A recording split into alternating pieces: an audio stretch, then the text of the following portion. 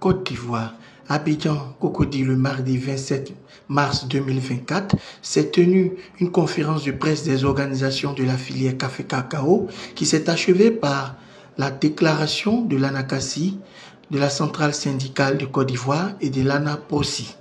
Déclaration de l'ANACASI, de la centrale syndicale agricole et de l'ANAPROSI. Mesdames et messieurs les journalistes, depuis plus de 3 mois, nous observons une flambée des prix de cacao sur le marché international atteignant un record inégalé depuis les années 1977. Cette augmentation du prix du cacao sur le marché international se répercute sur les marchés locaux des pays producteurs par une augmentation des prix réglementaires.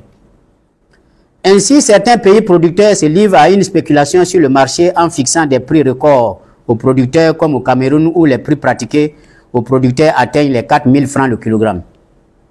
Les pays frontaliers à la Côte d'Ivoire pratiquent aussi des prix plus élevés que ceux fixés en Côte d'Ivoire, ce qui occasionne la fuite de notre production en direction des pays. Ce phénomène est appelé trafic du cacao vers les pays limitrophes. Les producteurs de cacao de Côte d'Ivoire n'arrivent pas à comprendre pourquoi ils ne peuvent pas bénéficier de cette augmentation de prix à l'instar des autres pays. Cette situation fait le chou gras des journalistes et de certains animateurs du milieu rural, au point où deux organisations syndicales ont lancé une grève et demandent la révision de la réforme et la démission du directeur général. Face donc à cette atmosphère surchauffée et délétère, l'ANACASI, l'Association nationale des agriculteurs et sociétés coopératives de Côte d'Ivoire, la centrale syndicale et l'ANAPROSI, l'Association nationale des producteurs de café-cacao de Côte d'Ivoire, ont décidé d'organiser cette conférence de presse pour situer les producteurs de café-cacao par rapport à la grève et donner des informations à la presse. En clair, nous pensons que cette grève n'a pas sa raison d'être si elle n'est pas politique. Les problèmes de la filière et des producteurs sont bien connus et adressés.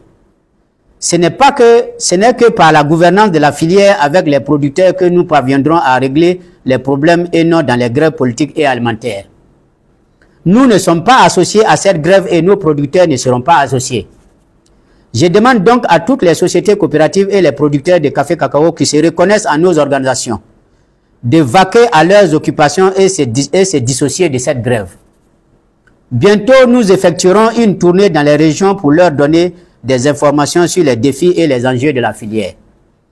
Nous ne croyons pas que cette grève vise à régler les problèmes des producteurs. Il doit y avoir un mobile caché que les organisateurs ne nous disent pas.